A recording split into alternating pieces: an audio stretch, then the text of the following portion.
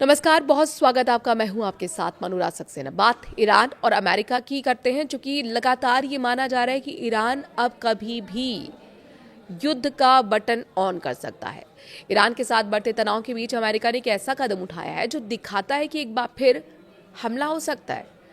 अमेरिकी वायुसेना अपने सबसे भारी और ताकतवर bunker buster bomb GBU-57 MOP को फिर से खरीदने जा रही है। ये वही बम है जिसे पिछले साल ऑपरेशन मिडनाइट हैमर के दौरान ईरान के फोर्दो और नातांज परमाणु ठिकानों पर गिराया गया था।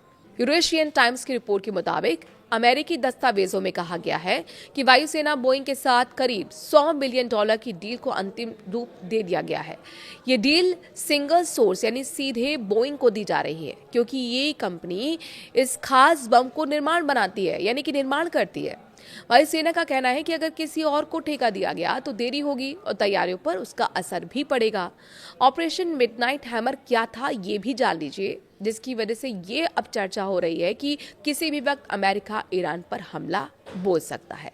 22 जून 2025 को अमेरिका ने ईरान के परमाणु ठिकानों पर हमला किया था। ये कार्रवाई इजराइल और ईरान के 12 दिन के युद्ध के बाद हुई थी। इस मिशन में 7 B-2 स्पिरिट स्टिल्थ बम वर्षक विमानों का इस्तेमाल हुआ था। हर विमान ने 2 बम गिराए। कुल 14 MOP बम इस्तेमाल किए गए थे। ये बम 30,000 पाउंड यानी कि करीब 13,600 किलो वजन का होता है। इसमें 5,740 पाउंड का वॉरहेड होता है। ये मजबूत कंक्रीट को 200 फीट तक भेज सकता है। इसे खासतौर पर जमीन के नीचे बने ठिकानों, कमांड सेंटर और परमाणु फैसिलिटी को तबाह करने के लिए बनाया गया है। अमेरिका बंकर बस्टर बम क्यों खरीद रहा है, ये अपने आप में सवाल। इसका जवाब भी जान लीजिए। वायुसेना के दस्तावेजों में साफ लिखा गया है कि ऑपरेशन में इस्तेमाल हुए बमों की भरपाई जरूरी है। डिलीवरी जनवरी 2028 से शुरू होने की संभावना है।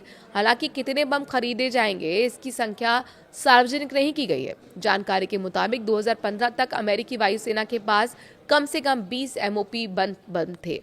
इसके बाद उत्पादन जारी रहा, लेकिन हाल ही के वर्षों में बड़ी खरीद की खबर नहीं थी। 2025 में पहली बार इन बमों का युद्ध में इस्तेमाल हुआ। क्या ये आखिरी खरीद है?